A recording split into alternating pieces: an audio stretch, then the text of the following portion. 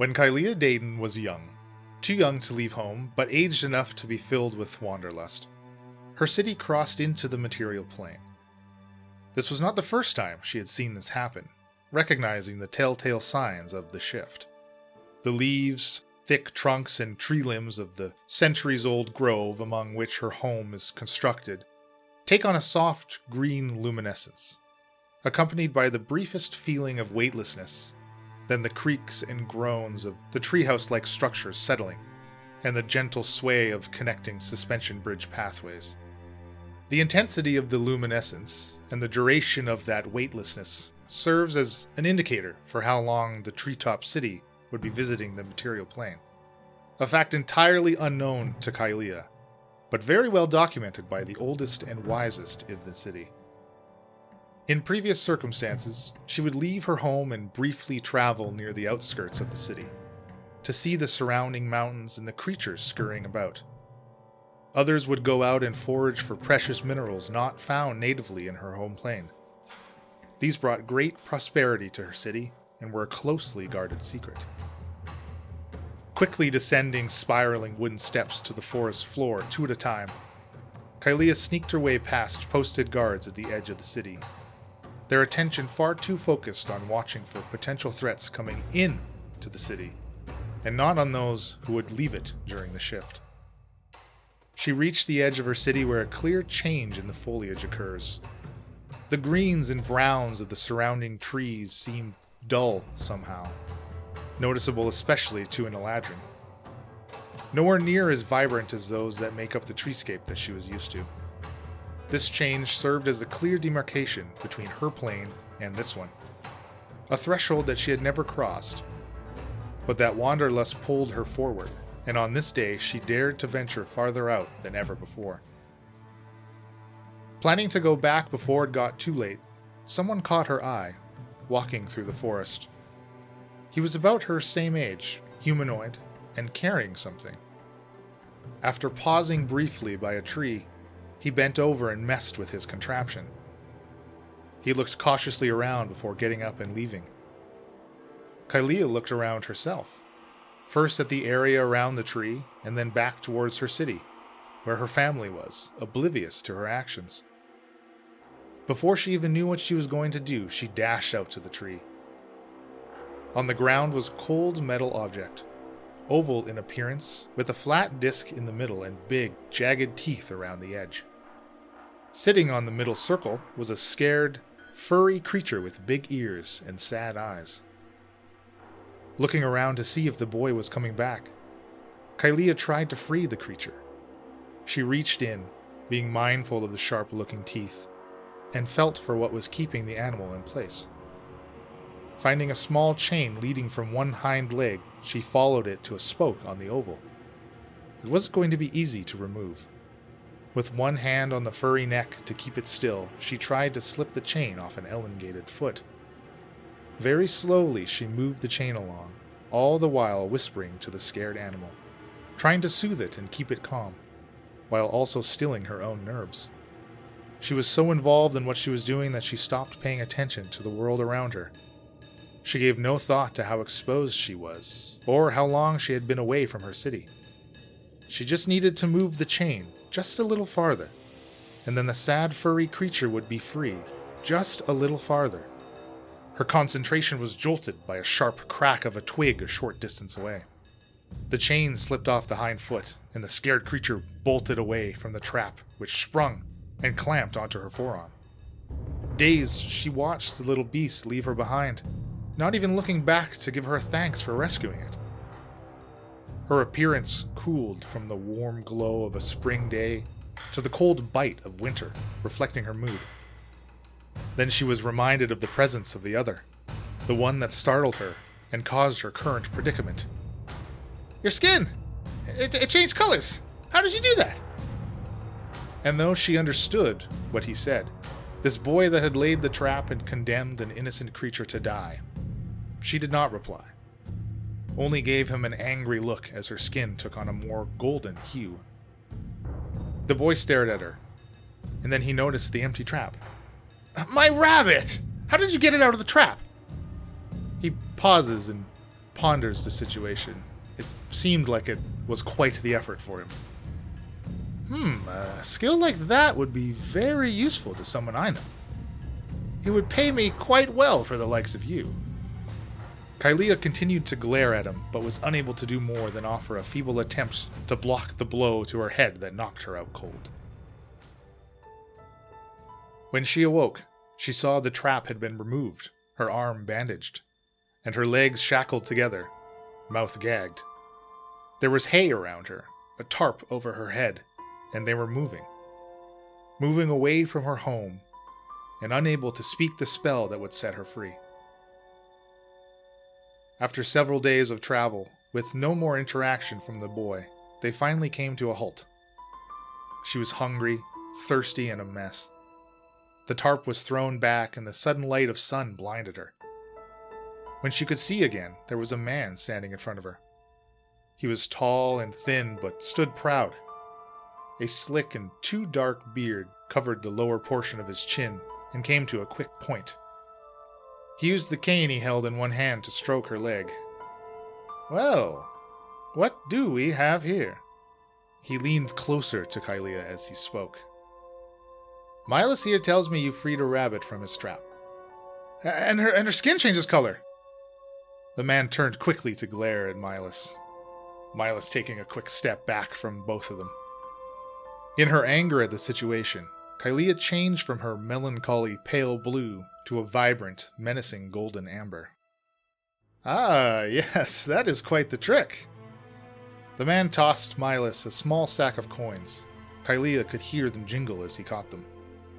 "Be gone from here and tell no one of this." The man turned back to Kylia, who was still chained and gagged.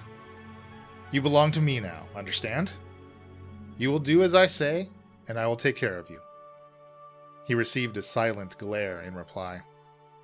"And just so we're on the same page, the city you came from, in the mountains, it's gone." Milas said he saw it disappear as bright green light, he said. He wouldn't shut up about it, in fact. Kylia knew his words were true. It had been days, and there was no way the city was still in the material plane. And worse yet, she had no idea how to get back.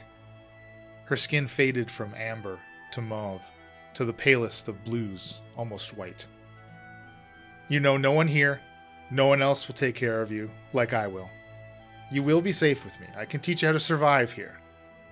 And as he spoke, he produced a key from one of the pockets of the red paisley vest he wore, over a black long-sleeved blouse. He gently unlocked the shackles from Kylia's ankles, tisking over the scrapes and bruises present there. Slowly he reached up to her face to remove the gag. "Now, I can trust you won't retaliate against me or run away, can't I? I'll remove this hideous gag, and the two of us will have a proper introduction. And I'll show you the castle where we will live."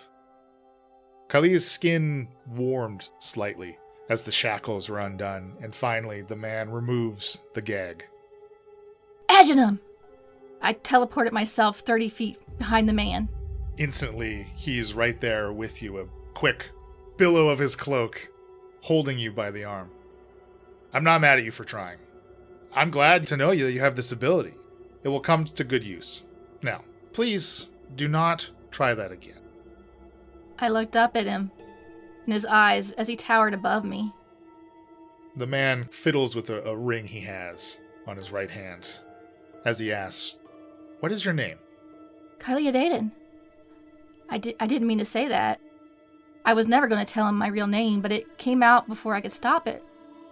"Kylia Daden, it is a pleasure to meet you. I am the Keeper of the Lost, but you may call me Memervzar Zalminruvo, or Zalmo for short. Some find it difficult to say." Much time had passed.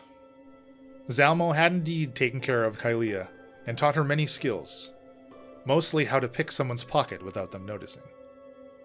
They lived with a few other orphans in a modest house affectionately called the Castle, because of the steep hill upon which it is perched. She had made no more attempts to escape. Too much time had passed, and her home was now beyond her, having crossed back to the Feywild some time ago. it would cross over again, though Kylia had no recollection of how often that happened, nor where she was in relation to the mountain glen she had appreciated from afar many times in the past. For now, she settled in at the castle and made a new family, of sorts, while gathering as much information as she could about how to get back home. Feet pounding down alleyway after alleyway, turn after turn, Kylia finally lost her pursuers and herself. Pausing to catch a breath, she looked up to see a shop window she didn't recognize. In faded and dingy gold lettering it read, "Curios for the curious." And smaller underneath, "If you need it, we have it." Pressing her face against a portion of glass she had cleaned with her sleeve, she could see several shelves overflowing with items of all descriptions. Every inch of the tiny shop was covered with something. With a final look around for the guards after her, she confidently walked inside. There was a soft bell tinkle when she opened the door. The interior air was so oppressive with the smell of must, stagnation, and something else, some kind of incense, that it held a physical presence of its own. The shelves were taller than her, stacked high with items. Some she recognized, most she didn't, and all with a thick layer of dust. A cat jumped down from somewhere and startled her. "Oh, don't mind Juniper, she won't bite," said a voice from behind her. I whirled around. No one has ever been able to sneak up on me. We'd always made a game out of it at the castle. I always knew when someone was coming. There was always a tell, a breath, a scuff of the shoe, something to give the other away. I had no idea this man was here, let alone right behind me. I've never seen this store before. The being before her had an elongated, green and scaly head that flowed down to a snout. She could see the scales continue down under the white starched collar of his shirt. His dark gray waistcoat was immaculate, with 4 tiny silver buttons keeping it closed over an impressively sized chest. Matching slacks and shiny, almost gleaming black leather shoes completed his outfit. He smiled down at her. "We've been here some time, Juniper and I, for those searching for something to find when we are needed." He bent down to look into her eyes. "What is it you are searching for, little one?" My home. I put my hand over my mouth and took a step back from the mysterious gentleman. I told Zalmo I had stopped looking, that the life I had now was enough. My deepest, most private desire somehow slipped out in front of this person I had never seen before. "Who are you?" "Landirian, the purveyor of needful things. I have curios for the curious. Anything you could possibly need, it is here." "Do you know things, too? Do you have information here? That is all I am seeking." "Are you sure about that? I cannot tempt you with this." And he pulls an object from a shelf above Kylia's head. In his lizard-like hand, he held a plain golden ring. It allows its wearer to become invisible for a time. And with a flick of his hand, a second ring dangled off a long talon, hanging right in front of Kylia's eyes. "Or this would allow you to fall gracefully and incur no damage. It could come in handy with those nighttime rooftop travels." "How did you know?" He stops her sentence with a knowing look and a raised eyebrow ridge. No. I think what you need is..." And he looks around his shop. "I don't know how you find anything in all of this clutter." "They call to me, my dear. I can hear them whispering." Landarian leaned his head back and closed his eyes. Arms out, he walked a few steps around in silence. Just as Kylia was about to reach out and touch a shiny orb to her right. "Oh, I wouldn't do that if I was you. Some of these can cause quite an unpleasant experience." I lowered my arm again, looking carefully at the shopkeeper. The cat rubbed up against her legs and purred. Its tail curled around her calf, almost possessively. Several moments of stillness were broken by a loud clap. Yes, here it is. Just what you need. As Lendarian reached out to a random shelf, Kylia noticed his cufflink. It was a tiny flying snake made from silver with an embedded ruby for its eye. I thought to myself, Zalmo would definitely want to know about this place. Lendarian lowers cupped hands to Kylia's eye level. Curious, I looked in. Almost reverently, he held the object for her inspection, and nestled in the folds of his palms was what appeared to be a tiny perfume bottle on a chain. Purples and blues swirled around oranges and reds, with hints of silvers throughout in a pattern that was beautiful and almost hypnotic. But I don't have money for such a thing. This is my gift to you, from one who is also homesick, and wishing things had gone differently. Just keep this between us. No telling Zalmo nor the others about my shop here. I fear they wouldn't be as understanding as you. Had I mentioned Zalmo out loud?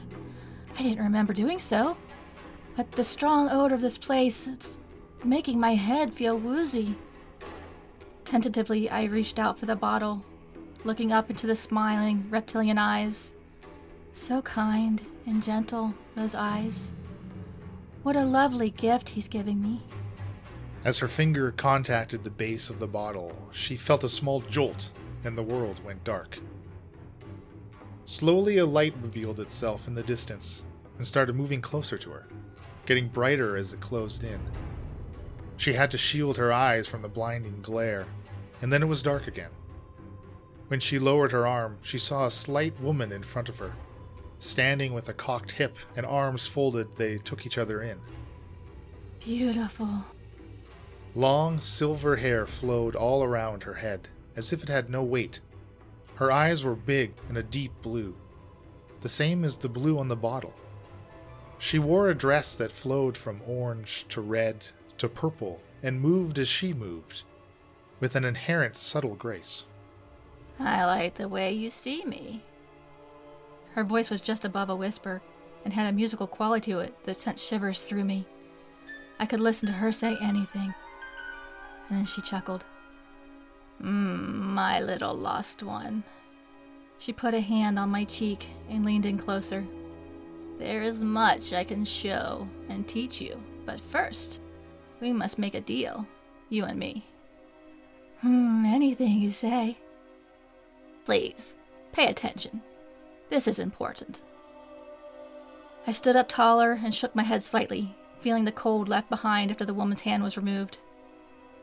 She curtsied and said, I am Seishaldal the Honest, and I can grant you your truest desires.